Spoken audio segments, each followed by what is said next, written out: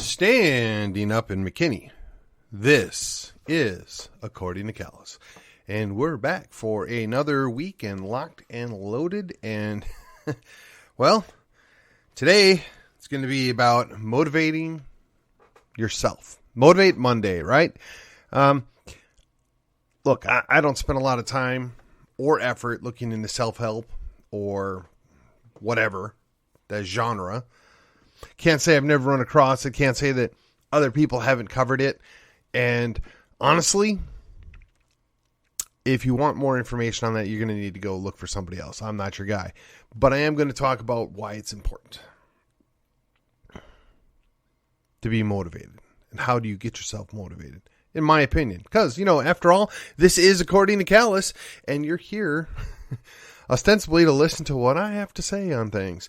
So, before we get into that, let me just remind you, you can do me a solid. You can like, share, and follow this podcast.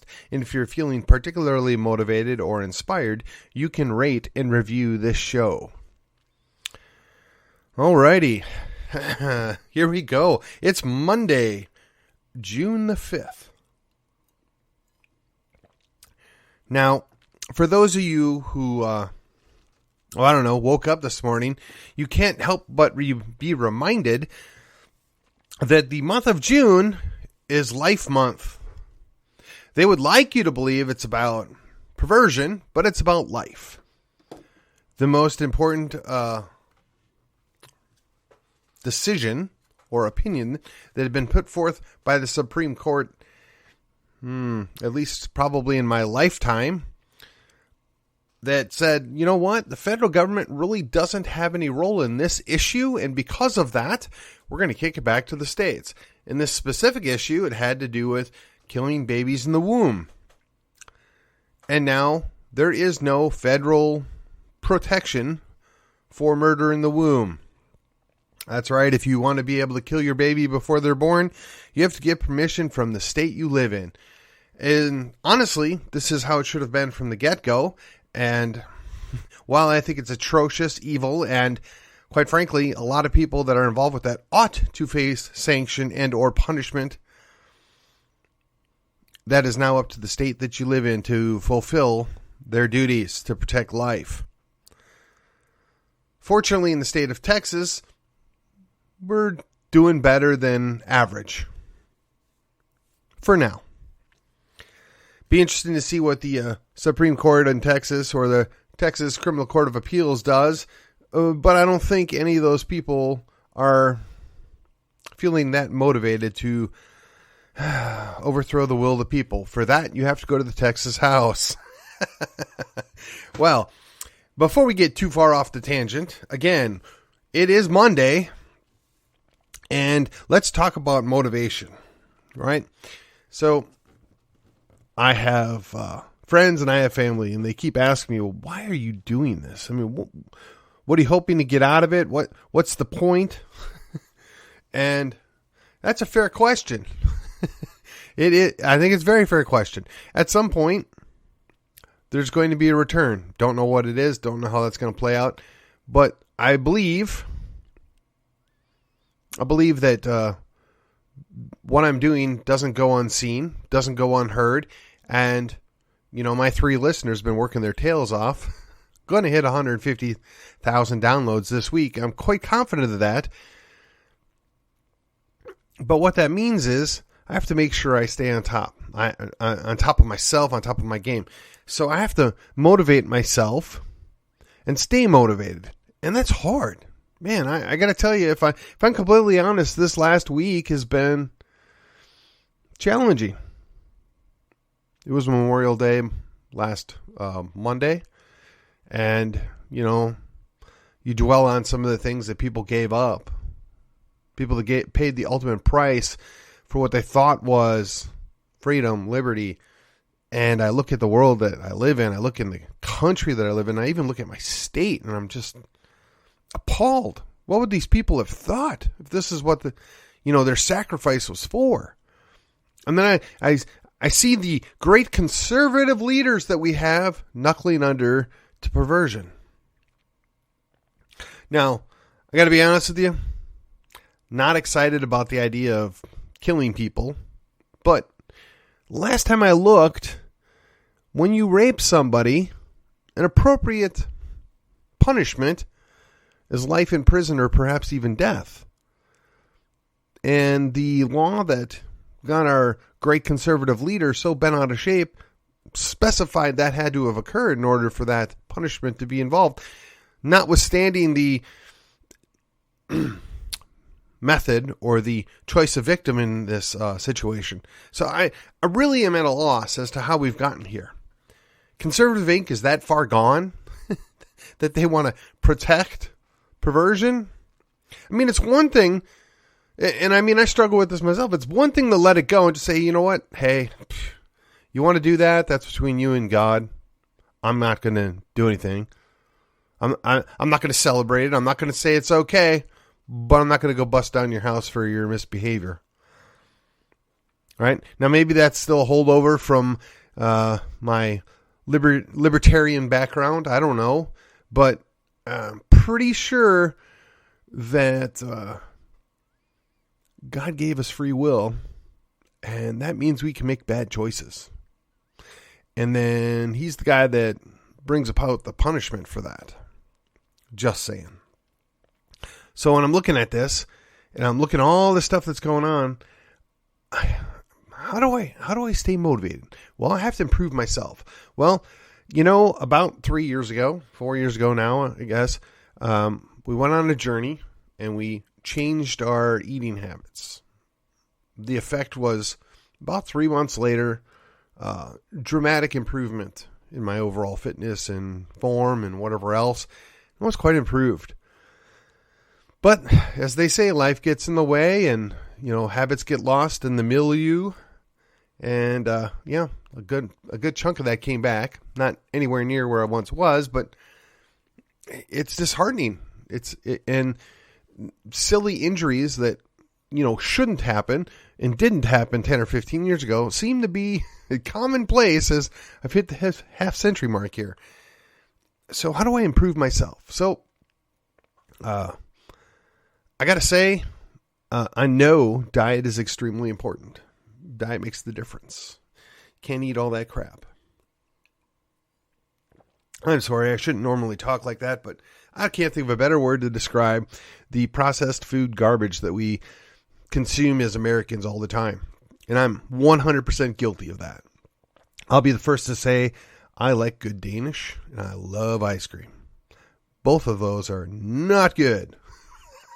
Now, an occasional ice cream here and there, aside from the headache that I would get when I was full off the sugar, is mighty tasty. And a piece of good Danish, But again, what is the sacrifice?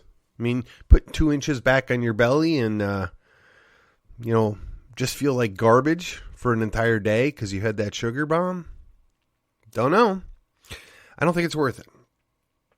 So I think for myself, that's going to be my primary action item to improve myself. Now, next step, right? Part of the staying motivated, but part of getting back on your game. Got to improve your family situation. Now, I'm fortunate. I have a daughter that's home from college this summer, and she wants to spend time with me. I'm blessed by that, and we're going to go do some activities, maybe take some walks, do some different things, because apparently I must have done something right raising her, because she does like being outside, and her mom and I are quite happy to go do those outside activities, even though it doesn't always fit with the pattern and whatever else. It's a blessing. It's a blessing. So, we're going to spend time together. We're going to make sure we have some of those discussions, right? One of the things I worked real hard with when my daughters were growing up is to not shove my opinion into their heads. Oh, they knew exactly what I thought about things. They would, if they wanted to get a long answer, they would ask Dad. If they wanted a short answer, well, they couldn't ask anybody because Mom was almost as long as Dad. But I would try and be as objective as possible. I would say, this is what your textbook is going to tell you. This is what some, other scholars or thinkers would think about this issue. And we're talking largely in social sciences stuff, right? I mean, math is math, notwithstanding the crazy new math that they were teaching my younger daughter. Math is still math. And in English, while they apparently decided that they no longer need to teach cursive, and apparently the 2 spaces after the period is no longer required for reasons, it's pretty standardized, right? If you're going to learn English, this is the way it's done. Astronomy and science are basically the same thing. It's just some of the people literally make stuff out of whole cloth, and we have to figure out this is garbage science, but it's pretty standard, right? That leads us to the social sciences. We got economics, we got history, and I mean, you can talk about geography. I mean, you would think that's pretty straightforward, but apparently people make stuff up there too, or there's different points of view, and definitely politics. So in my family, my extended family, our friends, extended friends, they all know, if you want to get your ear talked off, go talk to Mr. Callis about any of those social sciences. And if he doesn't have an answer, oh boy, he'll get you with somebody that does, or send you somewhere. And I'm grateful for that. I mean, I like that. But the side piece of that is that you have to let your children come to their own conclusions and learn things on their own, because otherwise it's just rote memorization. It's how can I please my mom and dad if I just parrot back what they tell me? No, I wanted my kids to own it, to make those decisions on their own. And I gotta be honest, not exactly 100% sure how that's going to work out long term, but I'm positive. It's been positive. It really has. I certainly can appreciate where both of them are at. I'm quite comfortable with that. All right, but as far as improving your family, you just got to keep talking, I guess. Got to do the work, get stuff done, and we're going to be approaching a major milestone here at the end of July for my wife, and another major milestone next year in May for my daughter, and I'm excited. 2 great big rocks, if you will, that will no longer be there. Again, everything that you do, or I do, is what am I doing, and how is it going to be better for my family long term? It's hard to see sometimes. I mean, I'm gone a couple nights out of the week. I'm gone probably, 5 or 6 times out of the month. I could be doing something else, but, both my kids are grown, and I have an opportunity to influence or work on some things now that can maybe make a difference. It seems like a worthwhile investment to make the opportunities for future people better. Because I got to be honest, I don't see that the boomers did much of that for any of us. And I don't mean to pile on the boomers. They're their own special issue. But even a lot of my brethren in Gen X were, by and large, quite concerned about ourselves and our families. But the bigger picture, I think a lot of my brethren are missing out on that. If you can't fix the bigger picture, it doesn't matter how great your family is if the government comes and crushes it, or the economy completely crashes around us, or just giant irresponsibility leads to unnecessary wars that destroy everything. I mean, and I'm not saying that let me rephrase this. I don't believe that my actions alone are enough to change any of those options or outcomes, but I think I'm but a pebble, right? Perhaps I'm that butterfly on the other side of the world, bringing about change at some point in the future. We shall see.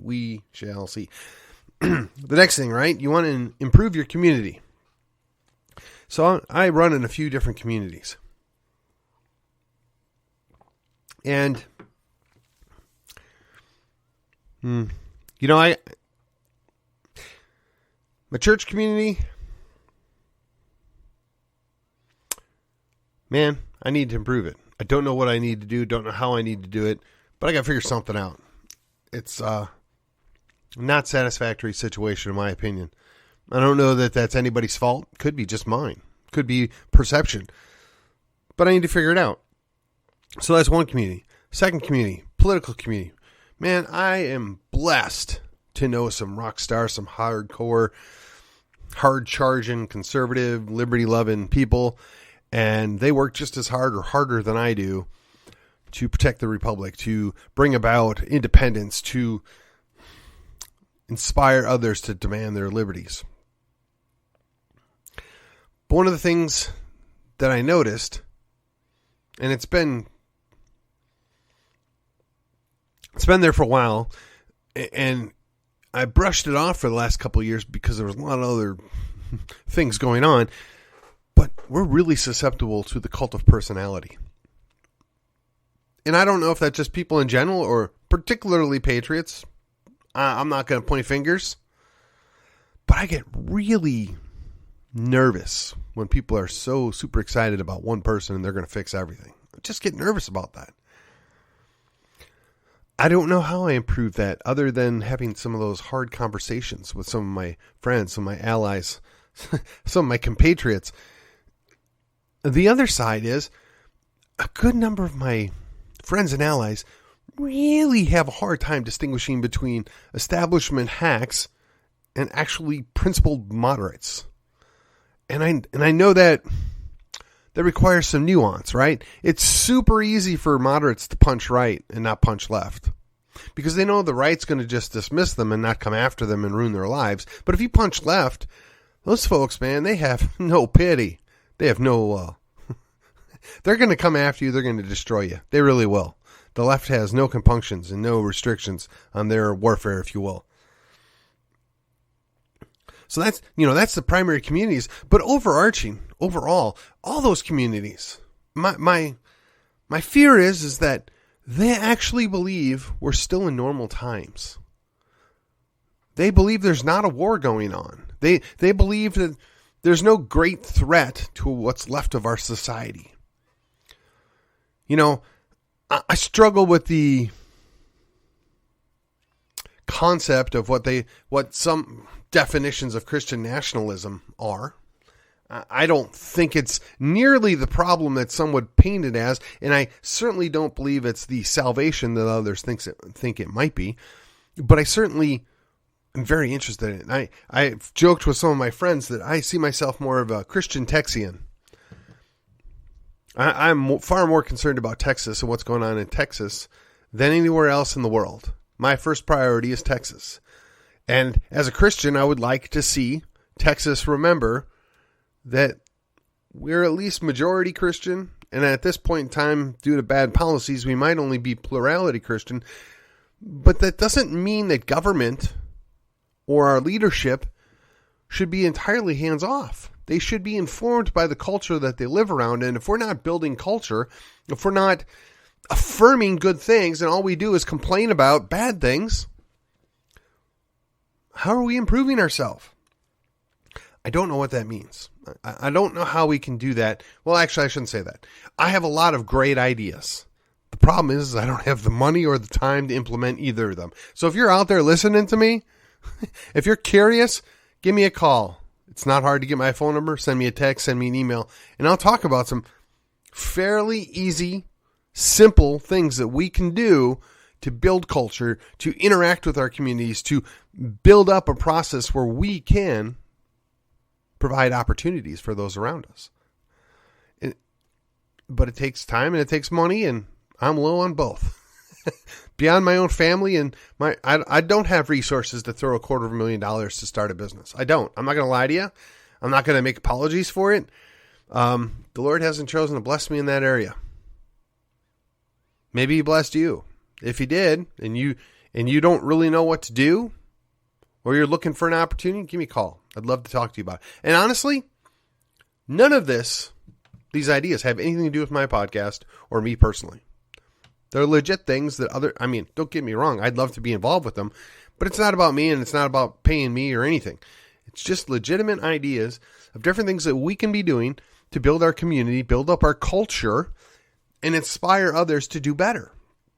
Right? If you're going to improve yourself and improve your family and improve your community, all of that works together to do one thing, to prepare for battle.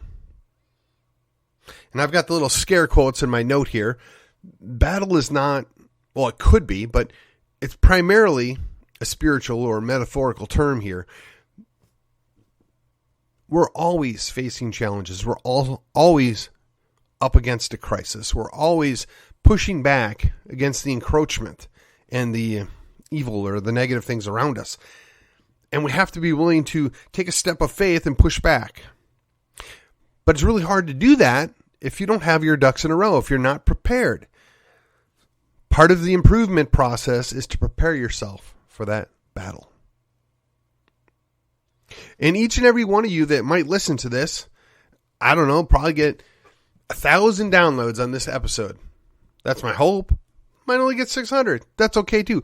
But if 20% of you listen, take heart to what I've said, and implement just 1 or 2 changes in your life to improve your situation, we're going to be that much better off, because that will spread. That will ricochet to other people. That will help the community that you're in. But we've got to start somewhere. We got to start doing something. We have to take a chance to make a difference now, so that at some point in the future, that incremental change will show a huge difference. We have to be willing to invest now. And again, for each and every one of you, it's going to be different. I don't know what the answer is for you. I have a couple ideas what it is for me, and I'm going to work on doing that. And about once a week, I'll give you an update where I'm at. What am I doing? What's this looking like? And why? To encourage you out there to make that 1 step change, 2 steps change, maybe 3 steps change. And that 6 months now or for a year from now, we're in a much better situation. And with that, I'm going to cut it close and short. We're about 22 minutes. The reason being is you need to go take some time to think about what it is you want to be doing. And with that, I will see you on the other side.